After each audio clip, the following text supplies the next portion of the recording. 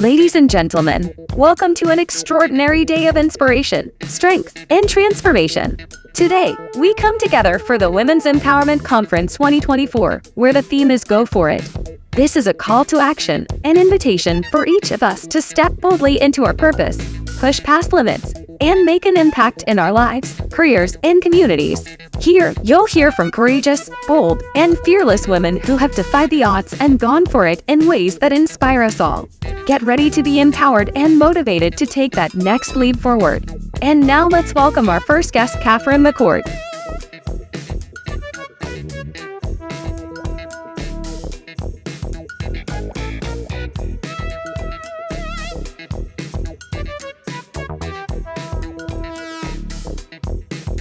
Hey everybody, my name is Katherine McCord and I am a people operations and neurodiversity consultant. I am also an international public speaker. I love my life. I love my career. It's been absolutely extraordinary. I had a very weavy, windy road to get here. I was one of those job hoppers that everybody's so horribly afraid of. But because of that, I gained a lot of incredible skills and I gained a lot of insight that I wouldn't have had otherwise. And by the way, all of my career moves were very intentional. These were not accidents. I wasn't being like constantly fired or something like that. I just had a lot of interest. I wanted to learn and try everything. And so I did. And it landed me with this awesome career that now I've had for over a decade in terms of the consulting. And but today I'm going to tell you the story of how I got into public speaking.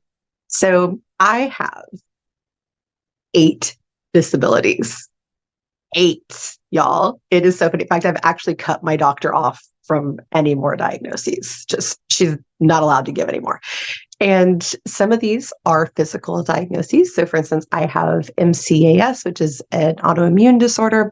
I have another neuro disorder that affects my system to where I can have seizures sometimes. That will be relevant in a moment. Also, I get heart flutters because of that neurological condition. And then I have several other physical diagnoses. And then I also have neurodiversities, which is just a medically visible difference in how the brain processes information stimuli. And that can be a wider range of diagnoses. My particular diagnoses that fall under that category are obsessive compulsive disorder and bipolar 1. I also have my seizure disorder also interrupts my neural pathways. And I have a condition called misophonia, which means that certain sounds and combinations of sounds actually makes my neurological system malfunction. So it's been interesting. And other diagnoses, by the way, are like ADHD, autism, that type of thing. That's what neurodiversity is. So back in COVID days, right? Back in that time frame, this was 2021. I had invented with no tech background, by the way, like zero. Just woke up one morning and said, boom, I know how to solve this because of my years in talent acquisition. I designed the first ever anti-bias applicant tracking system, which is a CRM for recruiters. This is what we use to get your application and store our candidates, that type of thing. And I invented this completely new revolutionary design, found somebody to help me build it out because I cannot code to save my life. And then I got accepted into a program at the largest tech convention in the world called Web Summit, where I could actually present my product to the convention. And even during COVID, there were 40,000 people there, over 40,000 people there. So that tells you how big of a convention this really is. So I flew across the world and showed up, and they had very specific guidelines. You were timed. You had to have your speech memorized. There were, all these different things that you had to do. And it was very well put together. I want to give them kudos to the show that they put on. So I fly across the world, see a little bit of Portugal for a couple of days, and it's my day to go present. And I'm super excited about it the night before, right? So I go to bed early, get my good sleep, wake up and have 2 seizures. And completely forget my speech. It's gone. And another thing that happens when I have those seizures is that even reading becomes difficult for me. So I was just going, oh boy, I have 3 hours until I'm supposed to be on a stage presenting this, and I can't do it. My brain's not working. So And I got my seizures under control. I got myself out of physical danger. I reached out to my liaison at the event, explained what happened, and told them I had every intention of still getting on stage, but I needed a few accommodations. God love them. They went to work and they granted me the ability to use my phone, even offered me other options to be able to read my speech. They gave me a different seat that was going to be closer to the stage. They arranged for someone to come meet me and make sure I got in, because it was a very big venue, as you can imagine, to safely guide me. They did an incredible job doing that. But the whole time I'm going, oh my God, I'm going to be, under, and I'm going to be overtime and all this, and I still can't do that. So I spent 2 hours practicing my speech over and over and over and over and over again, because even reading it was difficult, right? So I wanted to nail it, but I also wanted to address why I was the only one reading my speech. And I realized that, at first I was doing it just because I didn't want to seem weird or awkward, but then I stopped and I realized, oh my God, no, this is perfect. I'm here to talk about inclusion. Hello, like I'm embodying why this is needed. And so I did. I got up there on that stage halfway across the world in front of thousands of people and some of them are walking by the way. They're not all like seated listening to you. Like, it's a loud, crazy environment. And I pitched my product, and I got up on stage and I said, you may notice that I'm the only person reading my speech today. And that's because this morning I had 2 seizures, but it's okay, because I'm here to talk to you about inclusion. And I dove into it. At the end, I got huge applause, and people came up and they started really connecting with me afterwards. Thank you for talking about that. And this is something I experience. And then other people would come up and say, I want to learn more about your products. And I also want to talk about what you spoke, what you said at the beginning of your speech today. And people connected to this and really wanted to talk about it and talk about, why these different things, were needed, and their own experiences. And they felt comfortable doing that because I'd gone on stage and I had shared my experience. And so because of that, I realized I needed to be doing a lot more public speaking. And I started talking to the world and really opening up and really getting vulnerable and talking about the things that need to be talked about. And not just from a downtrodden idea, but the ideas to overcome them. And I started getting more and more certifications and more education and doing research and coming up with solutions for different things and sharing those. And now I get calls from all different kinds of conventions, events. I was even invited 2 years after that to go speak to United Nations delegates about neurodiversity and sustainability, which is incredible. It was a great honor that they called me for that. And so my point to this is to tell you a few things. Number one, your body may not be perfect. Your mind may be a little bit different, and you can still do all the awesome things. You just do them your way. And that's what we should all really be doing, right? We should all be doing it our way, because we're all unique. We're all incredible. And we should all be using those unique gifts in a way that elevates us and in a way that allows us to share those gifts in a way that it contributes to the world. And I'm sorry, I just had a little neuro glitch. You got to see one, and that's okay. We're not going to edit that out. My brain turned off for a second because today will be a seizure day, but that's okay too. How relevant, right? It's like my brain knew. So use those gifts, use them, and be unique. Just don't try to do what everybody else does. Don't try to blend in. Just forget all of that. Just do the things that are natural for you and in the way that's natural for you. And it will help you to succeed. That's what launched my career to a whole new level. And the other thing I'll ask you to take from that is, even when things seem to be going horribly wrong, even along your entrepreneurial journey or your career journey or your artistic journey or whatever journey you're on, when things go horribly wrong, grab it and use it. Because sometimes that is where the most extraordinary outcomes derive from. And I wish you all the best of luck. Thank you so very much for allowing me to share my story with you today. I hope it's been helpful. And you can always reach out to me at KateMcCordSpeaking.com. And I'm all over LinkedIn. Always feel free to reach out. I'm here to support.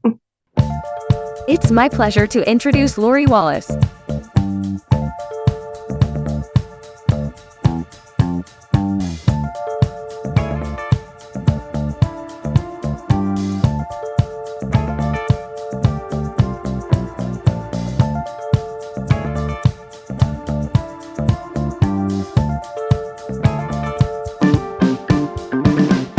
Hello, I am Lori Wallace, and I am the founder of Career Ecology. Thank you, Richard, for inviting me on this beautiful and really exuberant, kind of inspired topic of going for it. I've been doing that really since I was 36, and I'm nearly 60 now. And just on that topic, what I have found is that there's that inner voice when we learn to tap into a vital spark or, a drive or a creative impulse, that the idea of actually ignoring an inner voice can feel to a human, and it can actually expressly be an experience of betraying oneself, of disassociating from oneself, of just saying, I'm abandoning you. Because that inner voice, that passion, that desire, that need is really connected to the genuine purpose, genius, vital spark of every human. I heard recently spoken, I think it was Gabor Mate, interestingly, he was talking about what happens to humans, that we have dual pressures when we're young as we're developing our personalities or how we show up in the world. And those dual pressures have to do with, one, seeking acceptance by our caregiver. We are the only animal on the planet that requires as much parenting as we do. Most other animals, it's pretty quick. You're kind of out and on your way, maybe a little bit, maybe a month, maybe less of care. But for humans, it's, 18 years at least of care. And so what we do when we're young is that we change our desires. We stop listening to maybe who we are so that we can please others that we depend on for our existence and our safety and our ability to thrive. So what starts to happen is that authentic connection to self it's compromised in order to make sure that we're accepted by our caregivers. So you can see as we become adults, then we're not as attuned to our inner voice and to our vital spark. So the key to going big, to going for it, is to start to cultivate deep listening. Notice what makes you laugh. Notice what makes you cry. What makes you happy? What makes you angry? Get in touch with feelings, because those will be the guidance post leading you forward into where your time, energy, and money and hope is best placed. So going big means going inward. Get in touch with your feelings. Come back into divine relationship, beloved relationship with yourself. Get holistic. Gather all the bits. And then from there, you can go big, and you'll have all the support of a world behind you, because always the greater good is behind the energetic net that is connecting people one to another and opening and closing doors to guide us along the way in radical diversity for love, community, and growth on this beautiful planet. Let's give a warm welcome to Barb Davids.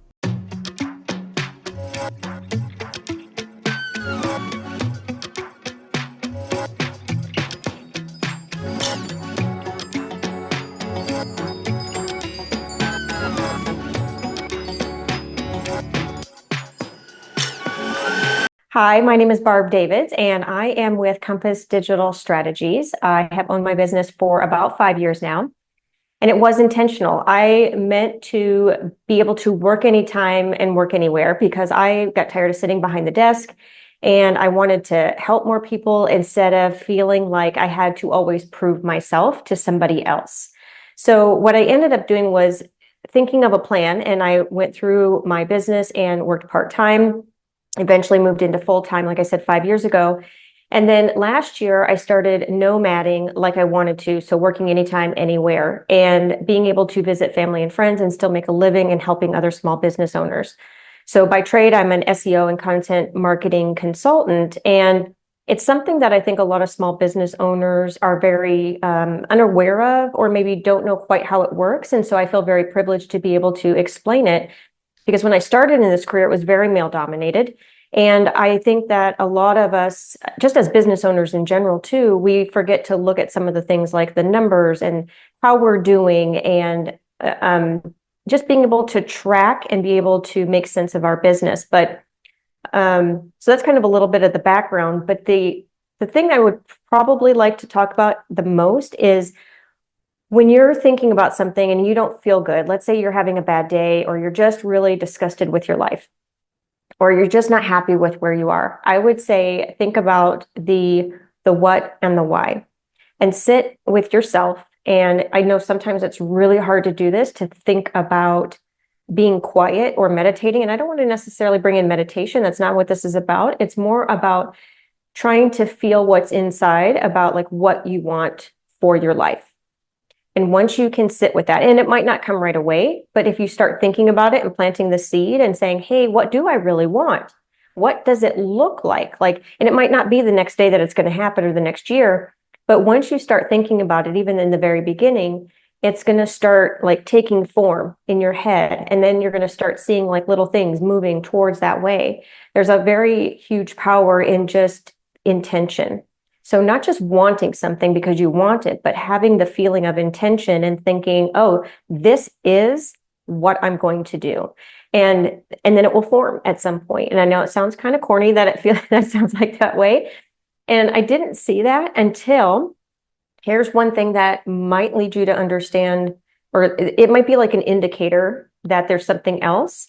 So I procrastinated a crap ton in my business, and even just personally a lot of the time, but in my business, I really procrastinated.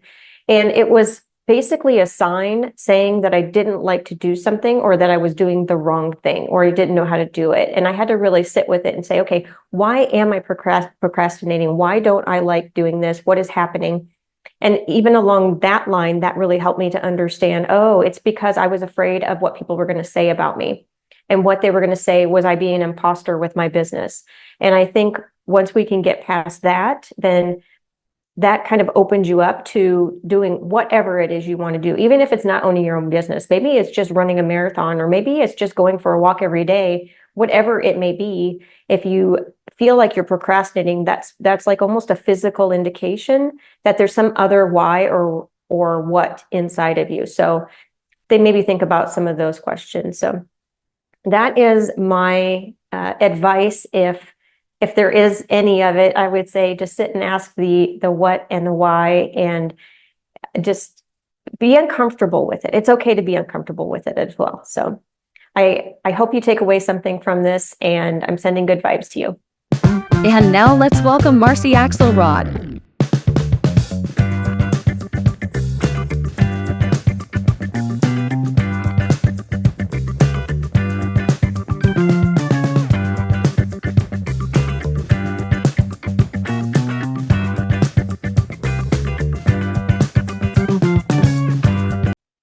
Richard, thank you so much for giving me the chance to speak with everybody out there about achieving their goals and living the life that they want to live.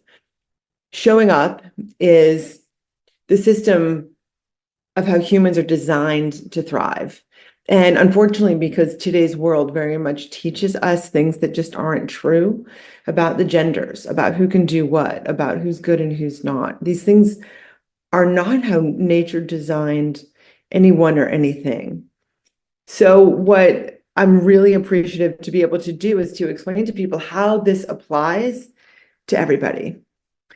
You see, one of the main things that the model of how nature designed humans to show up teaches us is that everyone matters. And it teaches us this because when you look at how nature works, everything impacts everything else. So I'm looking at a tree right now. The tree is giving off the oxygen that we breathe. When those gorgeous fall leaves come down, they then become dried and crumbled, and then they become dust, which then fertilizes the soil, and all the trees that are around drink it back in. We also know from Nicholas Christakis at Yale and his studies on how behavior moves through society that the people around us are close to 50% more likely to do what we do, to think what we think, and to feel what we feel. We all matter. And one of the reasons that it was so clear to me about this is because growing up in my household, I had a father who worked 100 hours a week.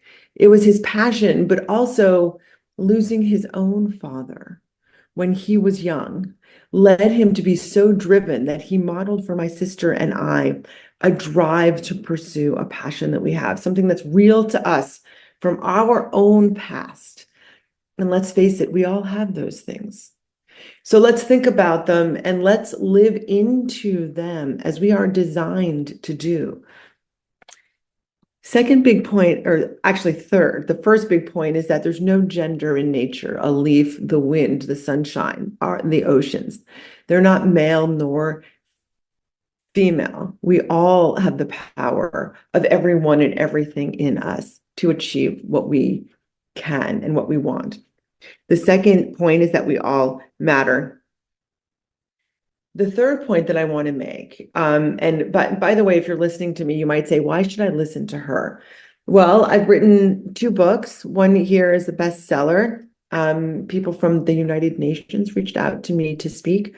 My first book I wrote in 2017, and it won 2 awards, and that just showed me, gee, it's okay for me to spend some time putting ideas down on paper. People think that these are worthy.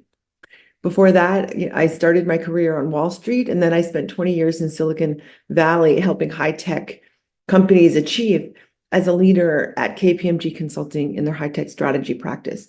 And none of this was because I was, born on a certain magic carpet. It's because I simply watched people around me, my parents, who were dedicated to what they did, and they loved what they did. And if your parents aren't those people, there are lots of people around you. And if they can do it, so can you.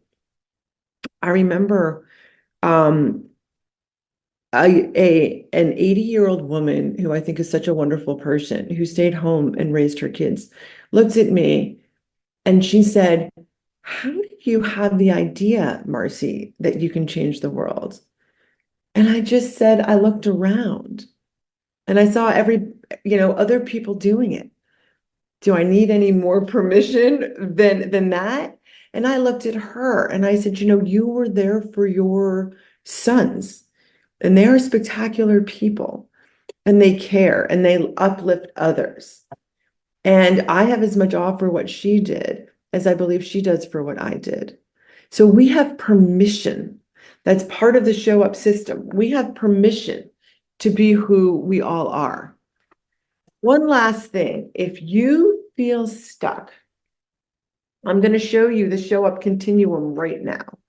This is a continuum, and I'm going to give this to Robert so that he can put it on the site. 1, 2, 3, those are levels of showing up. It's the invisible system all around us. Level 1 is red, it's barely there. You can probably guess what that is. You're burned out, you're just depressed or sad. You really don't find enjoyment or love in things. You don't find you can really engage in a deep way. Level 2 is what most of us do. We just show up. Why? Because society teaches us things that aren't true, that make us unhappy. We have to buy certain things to be worthy. We need a certain title. We have to look a certain way. None of these things are true. So we just kind of are busy and are pushed along by our schedules because we're in some kind of rat race, but we don't have to be. There's a different way of attending to the world, which is a right hemisphere way that leads us to, we always shift back and forth from this get it done, disengaged mode to a more human to human mode. And that's when we feel each other and when we care. And that is how we do well in the world. We care about others. we uplift others, we're kind, and then it comes right back to us. That is level 3, truly showing up.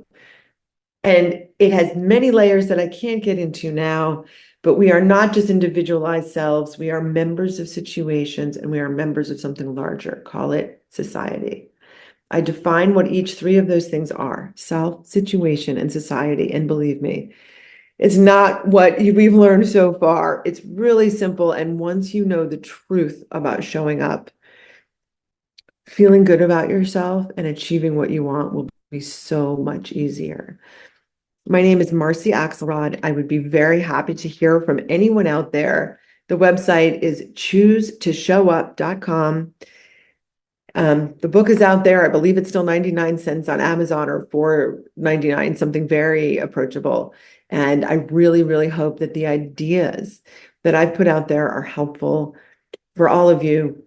If there's anything in your way and you feel stuck, take a hard look at it. I suggest take out a piece of paper and ask yourself, am I really stuck?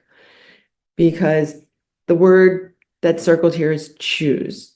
We have choices, you have options. And it's simply, when you look at the consequences, are those things that you can slowly make in your favor as opposed to work against you? And the answer is you can. Thank you. Ladies and gentlemen, let's bring on the one and only Jordy.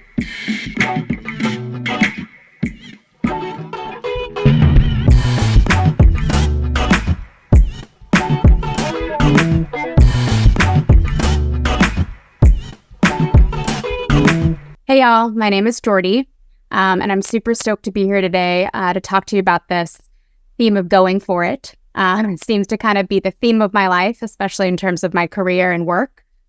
So I feel really excited to get to share what I've learned through my process and just over the last 20 years or so in my life through this process. So these days, I mainly do relationship coaching for males, as well as I'm a neurofeedback practitioner. Both of those obviously don't have very traditional paths. They're not jobs that you're going to find really on a job board. And they're things that over the years I've learned to I'm just passionate about and I really care about. So it's been a process, but it's one of those things that I've just, on the side, or I've just really committed to learning what I've wanted to learn, do what I want to do, and be that change in the world that I want to see. So, I will say my path has mainly been, my work path has mainly either been jobs that I've kind of just happenstanced into, and then thought about it as, this may not be my dream job, but I'm just going to learn from it. Whether it's working events or even just serving sometimes, just things that over the years, now that I look back at my resume, I'm like, oh, all those different things were kind of unique. I mean, I even sold cryopreserved neurons to neuroscientists for a little while, really random things. But now that I can look back at my resume, I can say, oh yeah, all those different things gave me all these unique different skills. So that's something that I'm really grateful that I did. I took those opportunities. Not everything that I've come across was my ideal. So, an example, so neurofeedback, probably most of you don't really know what that is.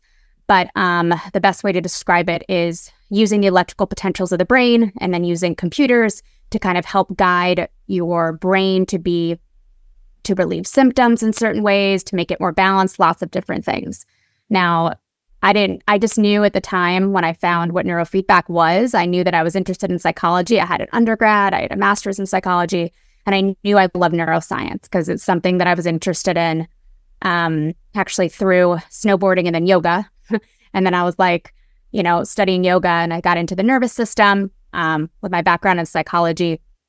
I got really interested in neuroscience, and I didn't really have opportunities to learn it officially, but I just looked on the internet. I just read as many articles as I could. I just listened to as many neuroscience presentations as I could.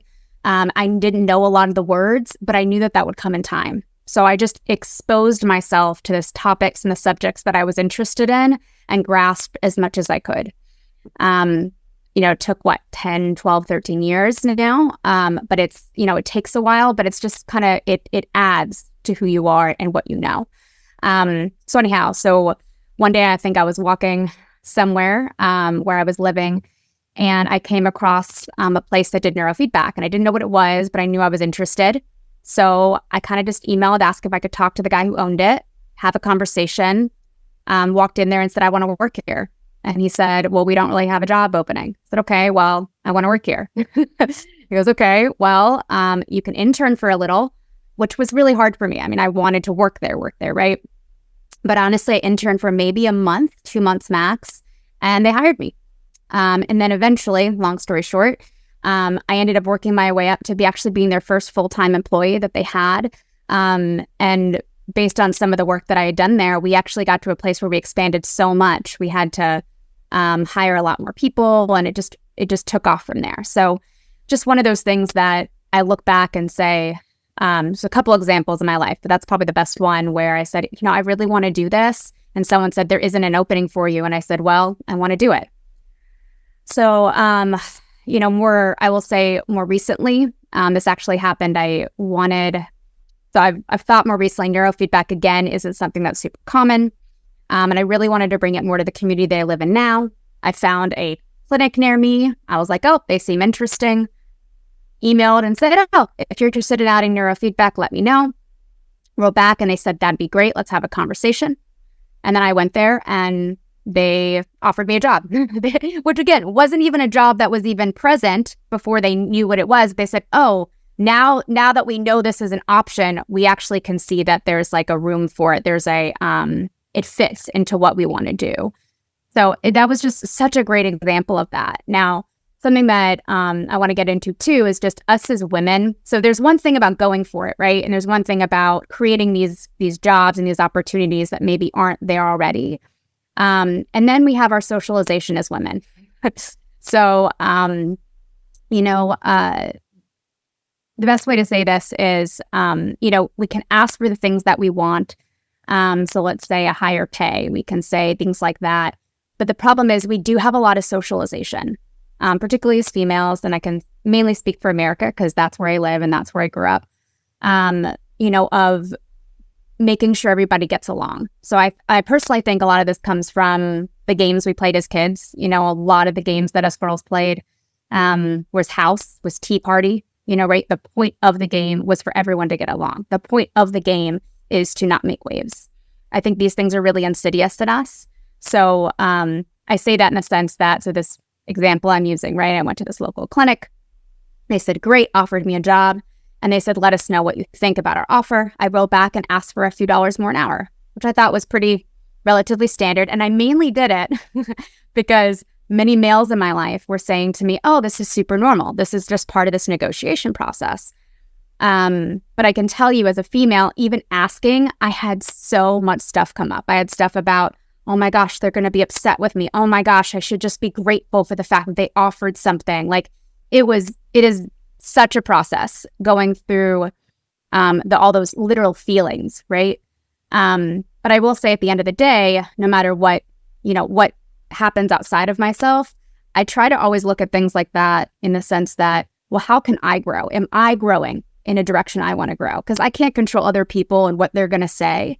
But healthy communication is asking for something I want respectfully and then saying I'm open to a dialogue about it. I'm not attached to it. I'm not stuck on it. But I have to ask for things I want, or else very rarely is someone just going to offer me the exact thing that I want. So again, I wanted to say all those pieces because it's, one, it's a real life example, a really good concrete one. And two, I think I'm also explaining this in the grander scheme of there's a reason why most people don't go for it, right? You don't ask for certain things because it makes you feel uncomfortable at times.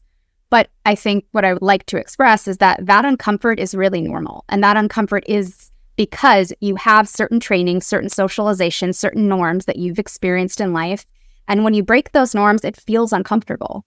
So it will be uncomfortable for a period of time. But if you can always come back to, well, am I at least growing? Am I learning something? Am I doing it respectfully? Am I doing it the best way that I know how to do it? Then you're always going to gain something out of that experience, no matter what happens at the end of the day. I think there's also a piece here of being a female again, of sometimes jobs will not be offered to you, or people will think that you're not maybe the best fit as sometimes just a man walking in, people will have those biases. I had that happen at a recent job a couple years ago. I was running a whole center, and my boss, who was actually very progressive and a wonderful human, we ended up hiring a male who was straight out of undergrad. I'd already had my master's degree, straight out of undergrad. And he just had this idea, oh, this new guy can run a whole other, a whole other like place of our clinic. Like we had one place, and he was like, oh, we could open up a whole nother place across town, and this guy can run it because he has an undergrad in neuroscience. And I just thought to myself, I've been doing this for 5 years, and you think that this person walking in can learn enough really quickly and work and know how to do all the pieces that they can run it by themselves, which, by the way, he couldn't. But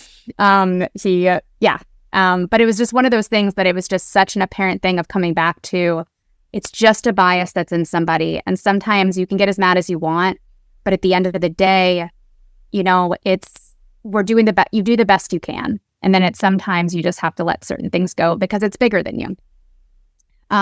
So I guess in that vein, what I want to say too is what's really helpful is remembering patience. That when you ask for something and someone maybe says no, or you see something like that happen where you're like, I can't believe that person was offered something, and I know that I'm like way more competent, or not competent, I'm way more of a better fit for that.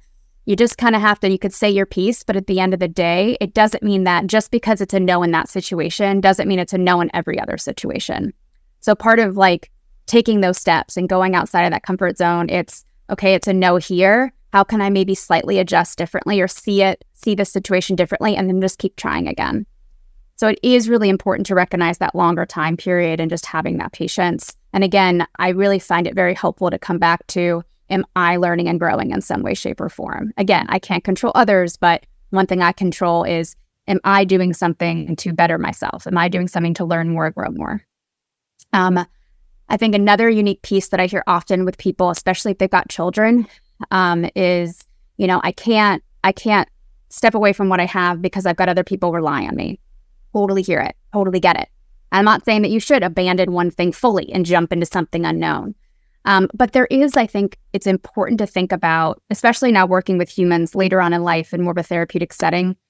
Most of what humans are stressed about with their parents is the emotional unavailability, or it's more about how it felt as a kid, not that they didn't get a certain toy or they didn't get a certain thing.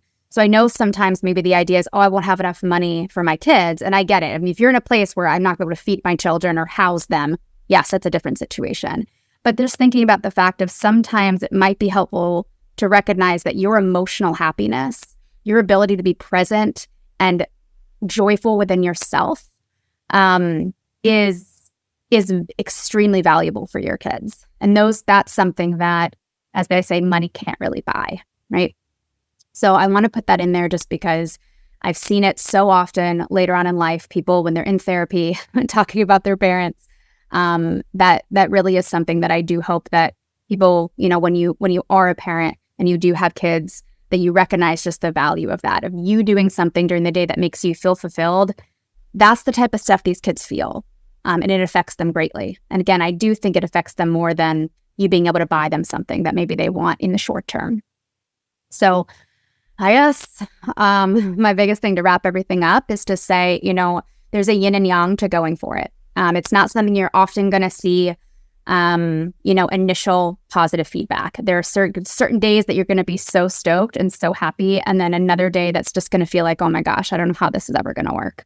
And just know that that's all part of the process. You have to look at it in terms of a longer term view of your whole life.